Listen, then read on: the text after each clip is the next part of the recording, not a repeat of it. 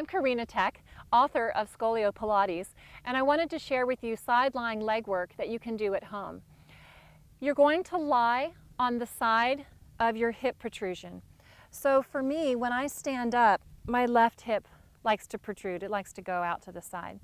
So I'm going to first give you directions for your scoliosis if the left hip protrudes. And these directions are a vast generality. There's a lot of detail that goes with it, but I wanted to give you something to refer to after you've gone either through the Scolio-Pilates course or read the book and you just need some more information, or I've made you watch this video because it's officially your homework now. So if your left hip protrudes, in general, you're going to lie on that hip because it's going to push the hip up and back into place. You're going to lie all the way down.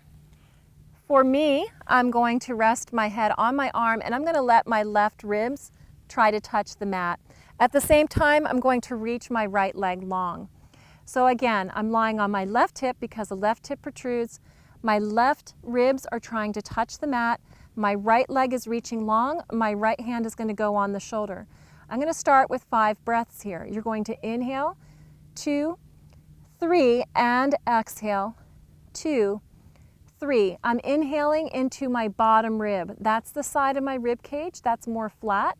The right side of my rib cage is the side that has the bump on it. So I'm breathing into the flat side of my ribs. Inhaling and exhale, 2, 3. Inhale and exhale. Keep breathing while I chat. When I'm inhaling into that left rib cage, it's pushing it down more into the mat, which is what I want. Inhale, pressing into the mat, exhaling. When I exhale, I'm trying to keep it there. I'm not trying to lift it back up. Last time, inhaling and exhaling. From this position, left ribs down. I'm on my left hip because the left hip protrudes. My right leg is long. I'm going to lift up and down because this is going to add strength to this position. This is a very corrective position for my spine. And by doing a simple exercise, like just lifting the leg up and down like this, it's going to create strength around this position because it's making my muscles in my abdomen and my spine engage. And they need to engage if they're going to hold this new position, the new, more neutral position. And then I'm going to take 10 circles, 10 and 9 and 8 and 7 and 6 and 5 and 4 and 3 and 2 and 1. Reverse it for 10 and 9 and 8 and 7. If your hip protrudes on the right side, I'm going to show you that position that you're going to lie in just a moment, but you'll be doing the same exercises. Bend the top leg. Open like a clam. Reach it long. Really pull through that toe. Here and lower. Open, pull through the toe. Here and lower. My left rib is down.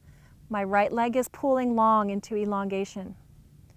And open and lengthen and close. And open, reach long. Toes together and close. Open, reach long. Toes together, close.